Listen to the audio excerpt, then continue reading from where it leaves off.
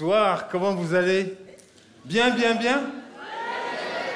Bon, je vais vous rassurer d'entrée, hein, je ne vais pas vous parler de Barack Obama. Oui, parce que maintenant, les gens, dès qu'ils voient un noir arriver, ils se disent « Ouh là là, il va nous prendre la tête avec Barack Obama !» Non, même si vous avez un peu raison, hein. J'en peux plus, moi, j'en peux plus Barack Obama. À la télévision, Barack Obama. À la radio, Barack Obama. Dans les journaux, Barack Obama. Hein? L'autre fois, à la radio, j'ai entendu le journaliste dire « Oui, Barack Obama, le premier président noir. » Dis donc, un président noir, il n'y a que ça en Afrique, hein. Je te jure, dès que tu rencontres un noir, c'est Obama, Obama, Obama. L'autre fois, je vois mon cousin Abdoulaye qui est balayeur à la mairie de Paris. Je lui dis, Abdoulaye, viens, on va aller manger un plat africain au foyer. Il me dit, yes, we can. Depuis quand tu parles anglais, toi? Je vous dis, depuis que Barack Obama a gagné les élections, on dirait que les Noirs du monde entier ont gagné au loto. C'est pas possible, ça. Moi, maintenant, pour être tranquille, pour ne plus qu'on me prenne la tête avec Barack Obama, je ne fréquente que des endroits où il n'y a pas un seul noir, tu vois. Par exemple, je vais prendre un verre à la buvette de l'Assemblée nationale. Ouais.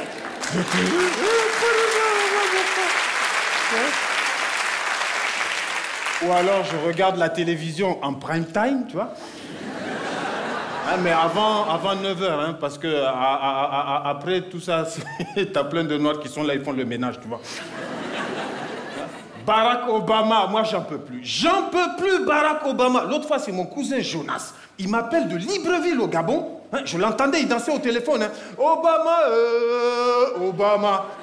Obama, Obama. J'ai dit, mais Jonas, mais qu'est-ce qui se passe? Mais fais-moi partager ta joie, Jonas. Ta femme a accouché, qu'est-ce qui se passe? Il me dit, mais toi tu ne sais pas, Barack Obama est devenu président de la République. Barack Obama a gagné les élections. J'ai dit, dis donc, Jonas, c'est pas Omar Bongo qui est président toujours chez toi au Gabon? Il a raccroché, hein. Il faut le comprendre, Bongo, il est président depuis plus de 40 ans, hein. Quand Bongo est devenu président, Barack Obama avait 7 ans. Un des slogans de campagne de Omar Bongo il y a quelques années, c'était « Demain sera meilleur qu'aujourd'hui ». C'est un ordre. Hein, des gens comme Bongo en Afrique, on les appelle président fondateur. C'est-à-dire qu'il a fondé le pays, il a fondé la Constitution, il a fondé la République, même toi, il t'a fondé. Alors, des gens comme Bongo, on en a beaucoup, tu vois. Alors, un jour, ses copains de la Banque mondiale, du FMI, de l'Union européenne lui ont dit « Coco, faut que tu arrêtes là, hein. Ça va finir par se voir. Faut faire de la démocratie, sinon on va plus te donner d'argent de poche. » Alors, il s'est converti à la démocratie, c'est-à-dire qu'il a transformé son parti unique en parti unique. Tu vois, des gens comme Bongo, président fondateur, il faut comprendre qu'en Afrique, il faut comprendre les Africains. Pourquoi ils sont contents que Obama ait gagné les élections? Parce que président fondateur, il est président partout. Tu vois, il est président à dehors, il est président dedans, il est président dans ta poche aussi. C'est pour ça que tu n'as rien dans ta poche, tu vois. Ah, c'est pour ça que les Africains, ils sont contents. Parce que Obama, il est président dans leur petit cœur. Bon, je sais, les Africains, ils n'ont pas voté pour Obama. Les présidents fondateurs, ils n'ont pas voté pour lui non plus, hein. Merci.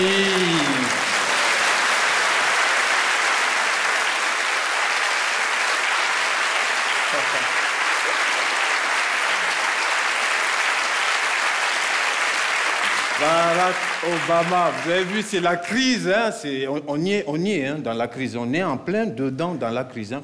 Vous avez vu le nombre de chômeurs qui explose, le nombre de RMistes qui explose, le nombre de SDF qui explose. Et là, ce matin, j'ai lu dans le journal qu'aujourd'hui, en France, en 2009, il y a encore plus de 10 millions de personnes qui sont STP. Plus de 10 millions de personnes sans téléphone portable. Ouais, comment ils font les STP? Ils se cachent ou quoi?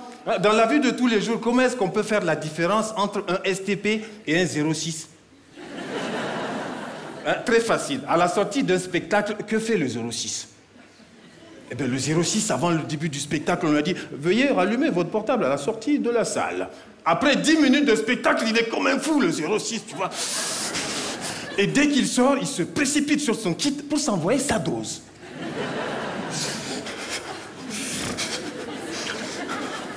Vous avez 3 nouveaux messages. Ouf. Oh, on m'a envoyé 3 messages. C'est beau l'amour. Et dans un café, le 06 entre comme dans un saloon.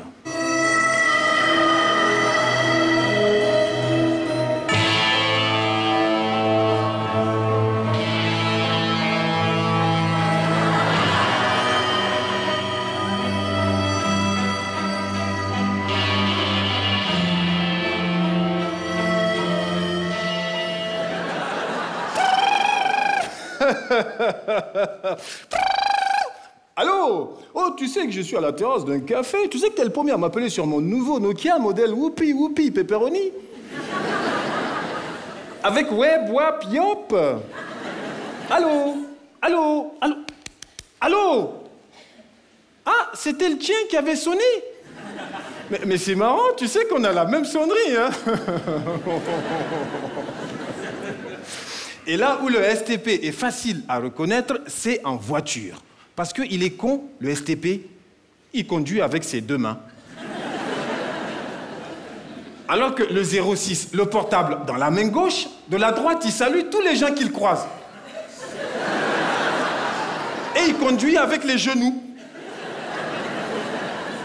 Mais ce n'est pas toujours aussi facile de faire la différence entre un STP et un 06. Comme avec le 06 qui ne s'assume pas. Oui, c'est un ancien STP qui s'en est sorti. Mais il n'assume vraiment pas quand son téléphone sonne en public. Comme par exemple dans une salle d'attente. Madame, petit...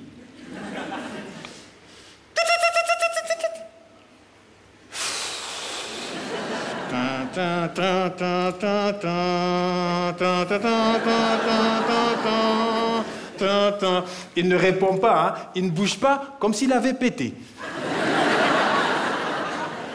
Mais faut pas le confondre avec le vrai faux 06. Alors le vrai faux 06, il a un portable, hein, pour faire comme tout le monde, mais le pauvre, personne ne l'appelle.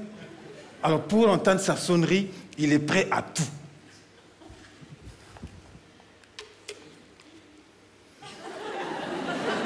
Erickson, toi qui es le mieux, que ta sonnerie retentisse.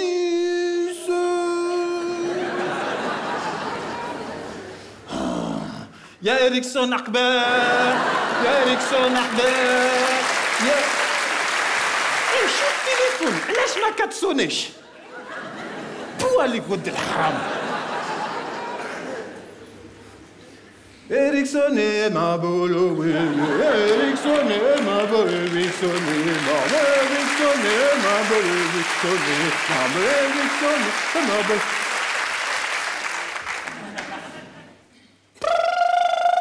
Yes! Allô? Cher client, bonjour. Sur votre forfait de 100 heures, il vous reste 100 heures. Et parmi les 06, il y a celui que j'appelle le 06 vraiment zéro.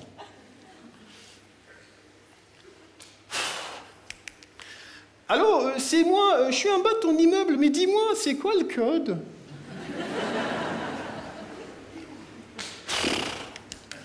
Allô, c'est re-moi, je suis dans l'ascenseur, il est où le bouton?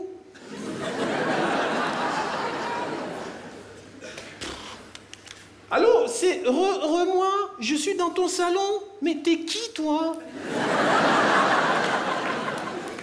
Et parmi les STP, il y a ceux qui refusent le portable. Ce sont des STP intégristes. Ils tiennent à leur indépendance, hein.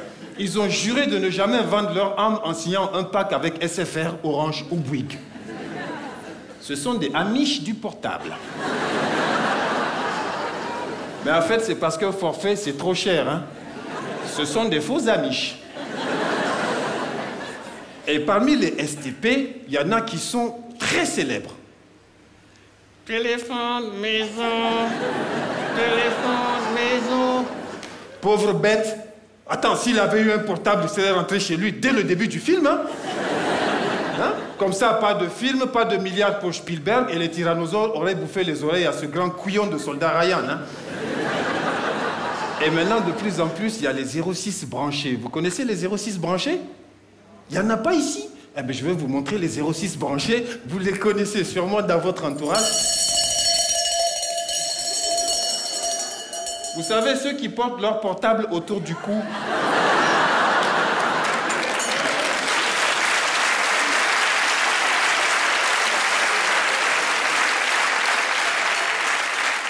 Je les appelle les 06 vaches savoyardes.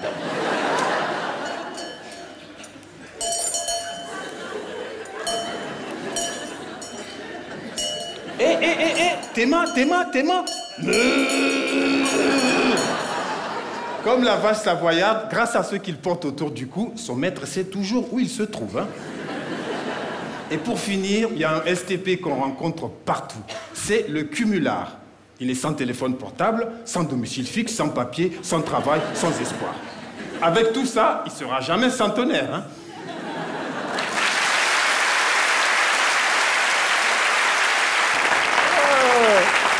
C'est vrai, hein?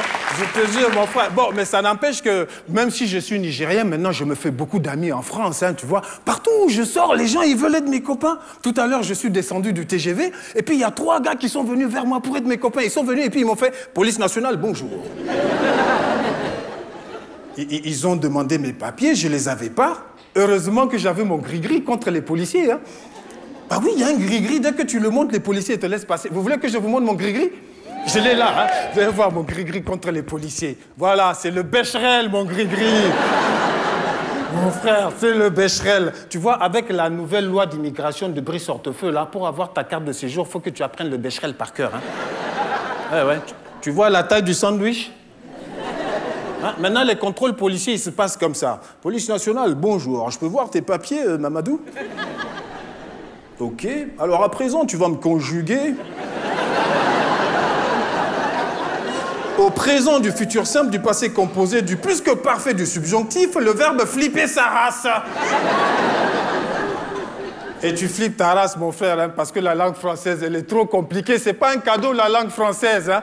Attends, parce que dans la langue française, il y a une règle que vous connaissez tous qui dit que pour obtenir l'inverse des mots, il suffit de le précéder du préfixe « dé ».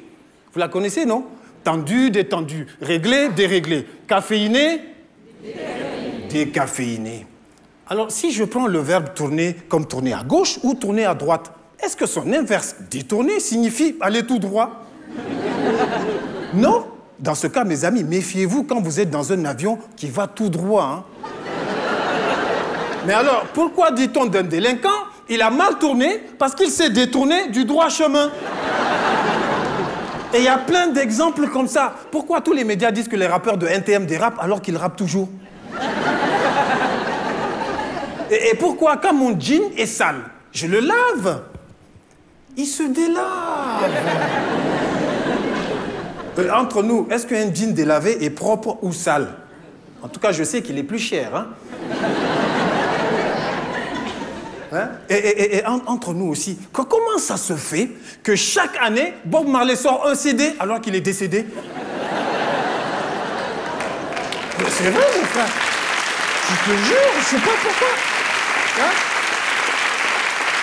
Et à propos d'argent, pourquoi c'est toujours les riches qui dépensent et les pauvres, ils y pensent?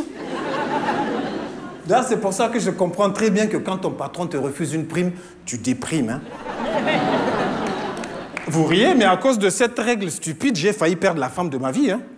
Bah oui, parce qu'à force d'entendre les gens dire « Ouais, je déteste les épinards, je déteste les PD, je déteste les étrangers », j'ai vite fait de comprendre que détester signifie ne pas aimer. Alors, quand la femme de ma vie m'a demandé ce que je ressentais pour elle, je lui ai dit « Mais chérie, je te teste. »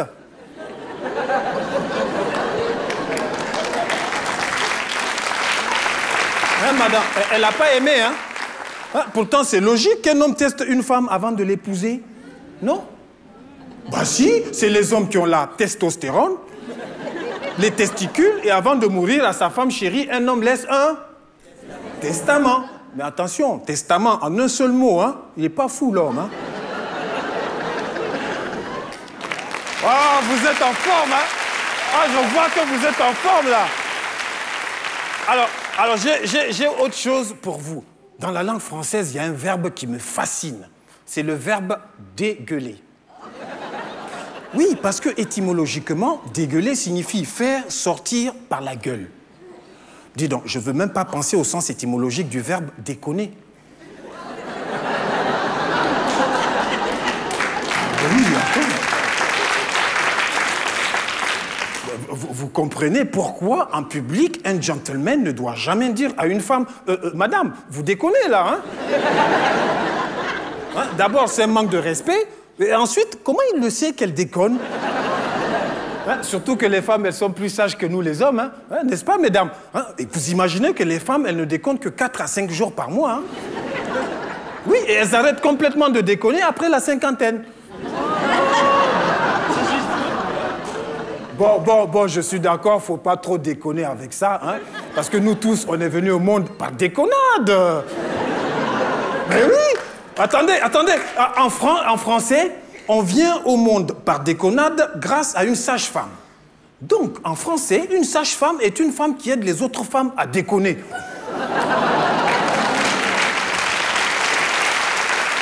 Mon frère, ah, je vous ai dit, hein, la langue française, c'est pas facile. Hein. Par exemple, prenez 2 phrases à peu près identiques. Je l'ai envoyé promener et je l'ai envoyé chier. Et là, on se rend compte... Oui, madame, attendez, on se rend compte que le verbe promener est la forme polie du verbe chier. Bah oui, c'est pour ça que les gens polis préfèrent dire que le soir, ils descendent faire promener leur chien. Oui. Je te jure, ils vont promener, mon frère. Et c'est comme ça que tous les soirs, t'as des milliers de chiens qui font leur promenade sur les trottoirs de nos villes françaises, hein. Des tonnes de promenades, hein. Et moi, je peux vous assurer qu'après avoir vu certains calibres, je suis convaincu qu'il n'y a pas que les chiens qui font des promenades, hein. Attends. Bah oui, on m'a dit qu'il y en a certains, ce sont des promeneurs du dimanche. Dis donc, le reste de la semaine, je ne veux pas savoir comment ils font, hein. Et j'ai aussi appris que dans le sud de la France, il y a une ville qui est fière de sa promenade des Anglais. Donc, comme ça, en France, on invite les Anglais à venir faire des promenades. Et pas les Africains, hein. Bah oui, parce que moi, à peine avais-je commencé une petite promenade qu'un policier est venu me demander mes papiers. Dis donc, j'avais oublié que pour faire une promenade, on avait besoin de papiers. Hein? Ben oui, attends. Mais alors, dites-moi, comment ils font les sans-papiers? Interdit de promenade les sans-papiers? Alors c'est pour ça qu'avec des amis, on a organisé un circuit de promenade pour les sans-papiers. Hein. On ira se promener tout autour de Place Beauvau, hein, le bureau du ministre de l'Intérieur, tout autour de Matignon et tout autour du palais de l'Élysée. Bah oui, il faut bien donner du travail à leur chef de cabinet, non?